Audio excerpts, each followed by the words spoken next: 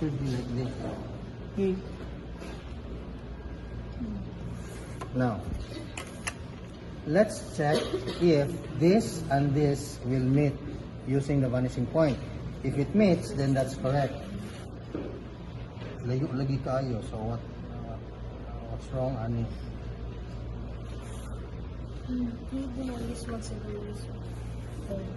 Let me check if this is correct, son. So here,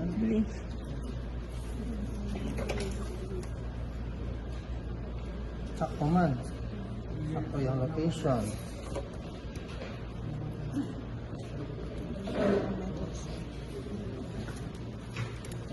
Double check. Diha. Masig na ako yung nasayop sa daan yung pag-process. Okay, there really any?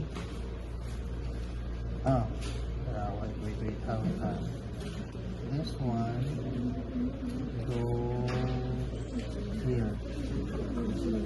Okay. And after that, one. Yeah. Coming and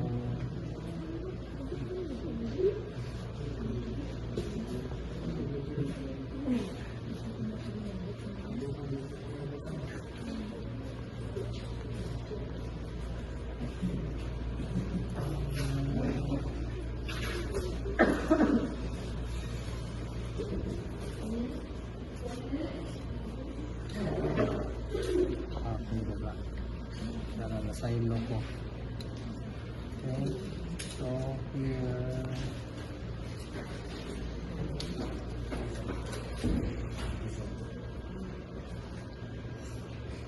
okay,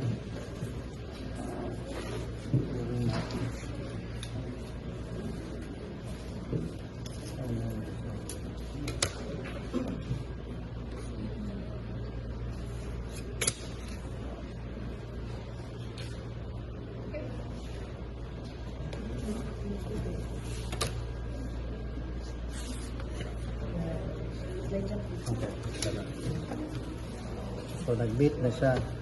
Sayo ko earlier. So from here going here, so that's the point. Then the next one is that one. So the actual height will be this. Okay, so nag-meet na siya.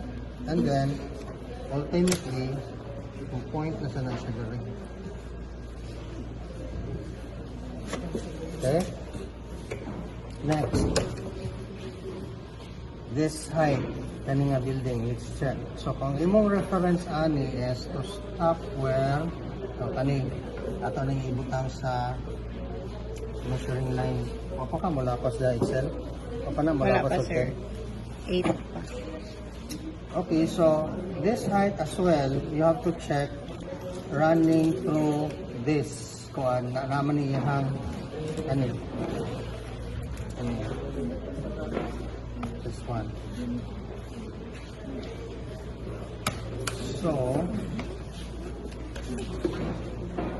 anong layo kayo? Okay. So, from this height, yun mo nang i-run through here. Kani. So, mudagan pa na siya.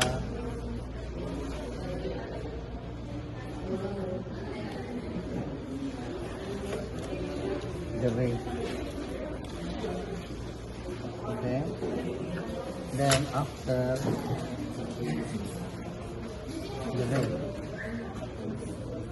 So there's a little error. Asa si Kuan? Asa si Tagiani ba? Kamutan ako. Dili man ka diri ni Agi no. So diri ka ni Agi.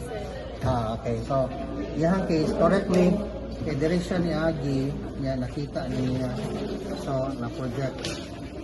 The easiest of the three is kaning sa front. Okay, one pass naman siya. Okay? So sa kani kang Francisco